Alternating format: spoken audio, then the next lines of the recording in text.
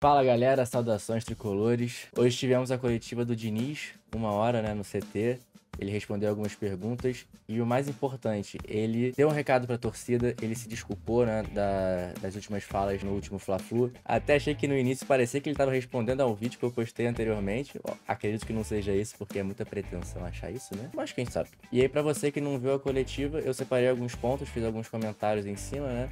Não comentei muito, porque acho que a coletiva do Diniz foi bem clara, foi bem proveitosa e acho que realmente não tinha muito o que comentar em cima. Então confere aí alguns trechinhos que eu achei importante e se você concorda, se você discorda, deixa aí nos comentários, vamos fazer aquela interação maneira que a gente já tá acostumado e bora. Obviamente que tem a ver com a entrevista que eu dei no Nossa, eu último falei clássico contra o isso? Flamengo. Então Sabia que quero era isso. iniciar Pedindo desculpa. pedindo desculpa pelo tom agressivo que eu me dirigi em alguns momentos Perfeito, e Diniz, também em alguns perfeito. momentos pela generalização que eu fiz na imprensa, porque eu tenho uma relação, embora em muitos momentos da entrevista eu falei que alguns, mas Rapaziada, existe algum mundo onde ele tá falando isso por causa do meu vídeo? Quando o momento tá bom, fica lá tentando plantar uma sementinha. Porque sabe que o canal vive das notícias ruins. Da mesma forma que eu digo que não pode generalizar e falar que todo mundo que critica é falso tricolor e tem blogzinho, também é importante ressaltar que sim, a gente sabe que existem sim pessoas com esse tipo de comportamento. Mas eu acho muito feio generalizar isso numa coletiva. Eu acho. Eu não costumo pensar assim, não. Eu até tava achando que ele não tinha visto, mas caralho, ele falou de generalização e ainda pediu desculpa, que foram duas coisas que eu toquei no vídeo, mano. Será? em outros momentos eu dei uma generalizada, coisa que eu não gosto. E eu tenho uma relação, considero muito positiva, até especial, desde 19, quando eu trabalhei a primeira vez aqui, e depois na minha volta em 22, com vocês da imprensa. Tem muitos aqui que eu sei que são muito sérios, que são muito bons, que eu posso numerar aqui, será 15, 20 nomes de maneira rápida, se eu quisesse. Alguns tricolores, outros que não são tricolores, mas que cobrem o Fluminense e o futebol com muita seriedade. E blogueiros também.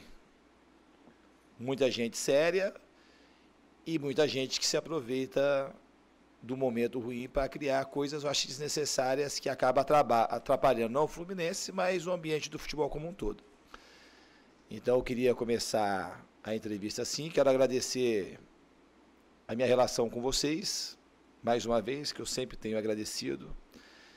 E principalmente para a gente conversar um pouco e falar para o maior patrimônio do clube, que é a torcida.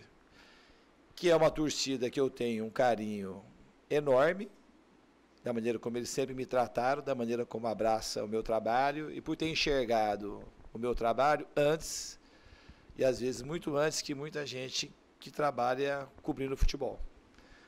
Então eu tenho muito a agradecer à torcida do Fluminense e deixá-los também tranquilos, que a gente está trabalhando incessantemente para poder entregar vitórias e alegrias, porque uma das coisas que eu mais gosto é poder ganhar campeonato e correr na direção dos torcedores. Boa tarde, Fernando. Fala, Caio. Queria saber de você, perguntaram dos defeitos técnicos e táticos que o time poderia ter apresentado, você explicou que não é um detalhe, nunca é uma coisa fácil.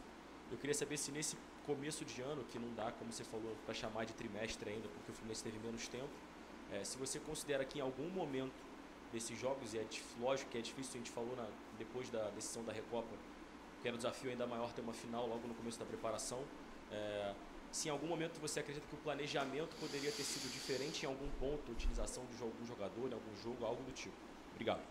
Puta, cara, eu não acho. Acho que o planejamento foi muito bem feito, sabe?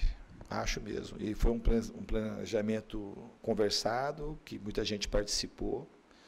A gente tem que agradecer o que foi feito pelo time que iniciou o Carioca, que entregou o time em primeiro Pegaram a onda. gente voltou para jogar com os titulares, que deu a vaga para a gente na semifinal e, consequentemente, a vaga da Copa do Brasil do ano que vem. Mas eu acho que o planejamento era esse e o caminho do Fluminense era esse. Não tem nada fora do caminho. O outro caminho seria o quê? Ganhar tudo. Então, vamos ganhar, vamos ser campeão do mundo, ganhar do Manchester City, voltar aqui, também ganhar o Carioca de novo, vou reverter a final do jeito que reverteu ano passado, um placar adverso. A gente não vai conseguir sempre. A gente quer conseguir sempre, mas ninguém vai conseguir sempre. Então, e quando a Pô, isso aqui que o Diniz falou, cara, eu queria muito que o torcedor entendesse. Eu sei que tem muita gente que tem esse pensamento que Fluminense é o maior time do mundo, o maior time do Brasil, tem que conquistar todos os títulos. Eu entendo esse sentimento, eu acho legal todo torcedor achar que o seu time é o maior mesmo e ponto. Mas isso eu acho que não tem que ser transmitido em irracionalidade na hora que a bola rola. Porque você numa discussão de bar falar que seu time é maior que o outro, show de bola. Não tem nada material, né, para você beneficiar ou prejudicar, né? Mas quando a gente tá falando de bola rolando, não tem como acreditar nisso, né, que o Fluminense vai ganhar tudo, vai achar que é obrigação ganhar estadual, ganhar Recopa, ganhar a Copa do Brasil, ganhar Libertadores. Tem gente que realmente acha que é obrigação e não pode ser assim. E se você botar isso na cabeça, você vai se frustrar sempre. Se todos os torcedores de todos os times pensarem nisso, só uma torcida não vai se frustrar, que é a equipe que for campeão. O resto todo mundo vai ficar puto. Então assim, eu acho que não é assim que tem que pensar. A gente tem que pensar que o Fluminense é grande, tem que disputar tudo sim. A gente não vai conseguir ganhar tudo. A gente tenta ganhar tudo, mas não vai conseguir ganhar tudo. Tem que trabalhar pra estar sempre lá em cima, brigando. Porque quem briga sempre acaba conquistando, né? Mas não dá pra achar que é obrigação conquistar. Quando a gente não consegue, é a chance que a gente tem de melhorar. E eu acredito que a gente está aprendendo a melhorar com tudo que está acontecendo. E a gente, repito, a gente precisa caminhar junto com um bom entendimento do que é o Fluminense e das coisas que a gente faz. Tudo bem, Diniz? A torcida precisa ter esse entendimento. Acho que a gente falou um pouquinho de time, você falou assim que você chegou que a intenção principal era você poder se desculpar e falar um pouco da última coletiva. E eu queria falar um pouco daquilo, porque acho que, de alguma forma, repercutiu muito essa semana alguns pontos.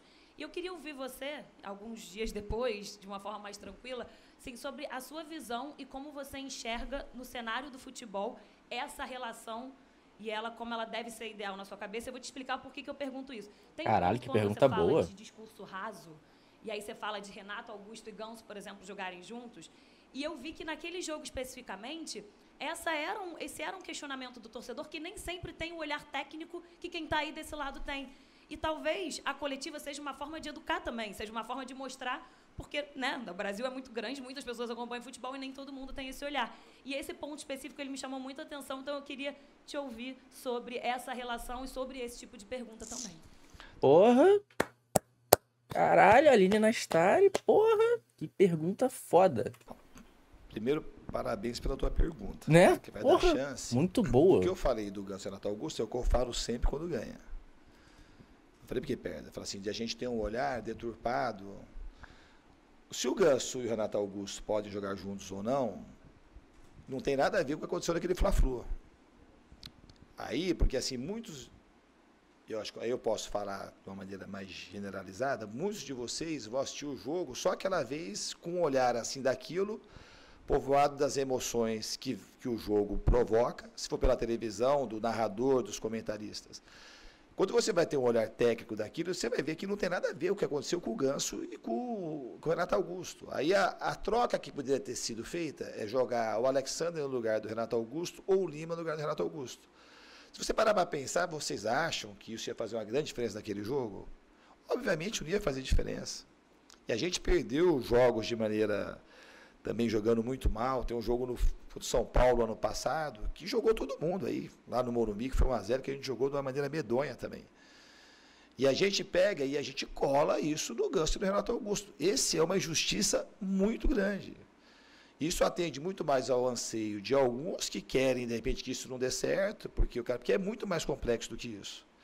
A escalação do segundo Fla-Flu, se a gente tivesse perdido da mesma maneira que nós perdemos, jogando o primeiro tempo que a gente jogou na primeira semifinal, você imagina quais seriam os comentários. Que era o Marquinho, uma invenção, na lateral direita, o Martinelli, que nunca tinha iniciado uma partida de zagueiro, o Manuel, que estava há mais de um ano sem jogar, o Marcelo, que segundo os comentários, talvez fosse um jogador inadequado, porque o Flamengo tem jogador muito rápido, é um time muito agressivo. O que mais que a gente teve no jogo? Então jogou o André, aí jogou o Lima, beleza, acho que o restante, ok. Tá? E depois as alterações. Aí tira e fica André e Martinelli na zaga durante um bom tempo. E o time não ficou vulnerável. Então, o olhar que eu quero passar para vocês é que não é aquela coisa que sempre é, porque todo mundo fala, que aquilo confere a realidade, porque não confere a realidade. Quando eu falo do ano passado, que tentaram, eu lembro claramente disso, quando o Felipe Melo jogou a final do Carioca, eu recebi coisa que nunca acontece. No meu WhatsApp privado, que ninguém praticamente tem acesso, descobriram, não faça isso, não faça isso, não faça isso. Aí depois o Felipe Melo junto com o Marcelo ao longo do tempo, não dá. E isso às vezes penetra até dentro do clube, porque fica uma coisa tão repetida, que parece que é impossível lutar contra. E lutou-se contra. E ganhou a Libertadores, ganhou a Recopa, ficou 7º do Brasileiro. E todos eles foram muito importantes, são grandes jogadores, são grandes campeões e foram fundamentais para esse momento que o Fluminense está vivendo. Mas a gente pega e apaga isso. Quando ganha, tudo justifica. Então, quando eu falei o seguinte, quando a pessoa acha que é isso errado, ela tem que sustentar. Todo mundo sabe que não é a regra ter jogadores com a idade que o Fluminense tem, e aquilo dá certo, como deu ano passado. E vocês acham que eu também não sei. Mas eu estou treinando e estou vendo que aquilo é o melhor para o time naquele momento. E eu arrisco. Só que se você arrisca e dá errado, mesmo não tendo nada a ver com aqueles determinados jogadores, as pessoas vão atacar porque precisa justificar a derrota. Então, quando para a gente enriquecer no mais fácil, né? Em torno do futebol, a gente precisa ter mais esforço e querer achar soluções, porque as soluções não estão essa assim a olho nu, de uma maneira fácil, porque não é fácil. Eu tenho só o Fluminense para cuidar. Então, eu assisto o jogo várias vezes e erro um monte de meses. Você imagina você que vai ver o jogo só, aquele jogo de primeira, e você vai achar todas as soluções que só eu, que assisto e não consigo enxergar. Não tem como isso ter muito cabimento. E a minha crítica é essa. Então, você pega e vai colocar então o Ganso e o Renato Augusto. E não é. Então, se tinha crítica desse time e das escalações, você tem que sustentar a crítica para ver se isso sustenta, porque eu posso aprender também. Porque senão você não aprende, você sabe que a pessoa está falando só por um efeito cascata, efeito assim que vai conforme a onda está indo, a gente vai seguindo. O ano passado, na Libertadores, teve evento parecido. Se eu recordar você, jogo do Olímpia aqui, jogou Ganso de 8 e John Kennedy de cano na frente. Aí a gente foi lá contra o Olímpia e ganhamos de 3-1 lá. O time tinha eliminado o Flamengo. Aí as pessoas, assim, quando elas querem estar, assim, mas o Olímpia teve 3 chances de marcar, e teve mesmo. Mas não foi porque o Ganso estava lá. Foram 3 bolas de bola parada. Foi a mesma maneira que eles eliminaram o Flamengo, e a gente estava treinado para aquilo. E se eventualmente entra os gols de bola parada, ia ter a afirmação, que foi por causa que o Ganso entrou onde já se viu, o time ficou muito aberto. Esse tipo de comentário, eu acho que não contribui. E isso deforma a opinião do torcedor, não ajuda a formar. Isso é uma coisa muito fácil de se falar, de uma maneira muito rasa. E é mesmo, isso eu não retiro nada. Aí o torcedor fica achando que... E não é isso. Aí outro exemplo, aqui começou a mesma formação, o jogo contra o Inter aqui. A gente estava muito bem no jogo, o Samuel foi expulso. Jogou um jogador a menos. Lá contra o Inter, o Alexander entrou no lugar, jogou com o André e o Alexander. E o primeiro tempo nosso foi horroroso, foi muito ruim. O time do Inter jogou muito melhor que a gente no primeiro tempo. No segundo tempo, nós tiramos o Felipe Melo, o Ganso veio para 8 de novo, entrou o John Kennedy, o André foi para a zaga, o Martinelli para 5, e a gente teve um volume muito maior e não ficou assim, vulnerável defensivamente. Aí o cara fala assim, porra, aí o Valência perdeu o gol, perdeu, porque perde o gol mesmo. Ele perdeu uma bola foi uma bola parada de cabeça e jogou bem melhor que o Inter no segundo tempo. Em que pese que o Inter teve 2 ou 3 chances muito claras, mas do jogo, mas não foi porque o time fez as alterações. E terminou com 4 ou 5 atacantes e virou o jogo. E também não estou falando que é isso que está certo, que pode ter erros nisso, mas do que não pode ser justificado, se a bola entra ou se a bola não entra. Porque aí a gente, ampliando isso, porque eu falo sempre para o fator humano, a gente vai, o time perde, a gente vai caçar culpado. A gente vai culpar e muitas das vezes a gente vai errar muito. E se você insiste nisso, em determinado momento você não sustenta, o jogador tem que sair do time. Como o Caio Paulista teve que sair daqui, como o Thiago Santos teve que sair do Grêmio. Vocês lembram como chegaram o Diogo Barbosa e o Thiago Santos aqui. E hoje o Thiago Santos, assim, foi campeão da Recopa, foi um dos melhores jogadores do time dos 2 jogos e foi aplaudido pela torcida.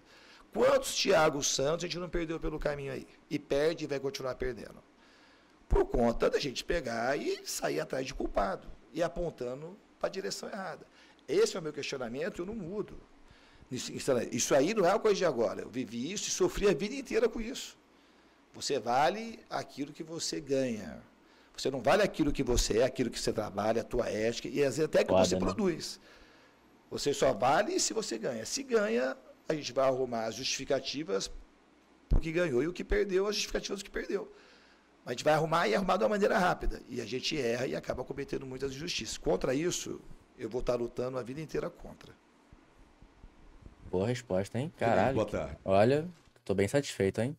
Cara, é isso. Eu acho que o Diniz fez o que tinha que fazer mesmo. Tinha que pedir desculpa. Tô muito feliz com essa atitude dele.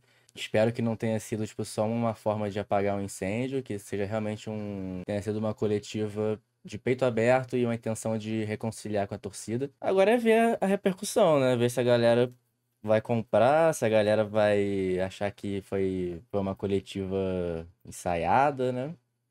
Mas enfim, eu particularmente dou esse voto de confiança. Acho que o Diniz fez mais coisas pra merecer minha confiança do que coisas pra eu duvidar dele. Então, meu voto de confiança está dado e vamos ver se, né, se a torcida abraça o time de novo. A gente tem que voltar a comparecer com mais peso no Maracanã. A gente tem que voltar a ser aquela torcida que a gente foi no ano passado e em 2022 também, igual o Diniz falou. Espero que surta efeito essa coletiva e espero que vocês tenham gostado do vídeo também. Valeu, galera.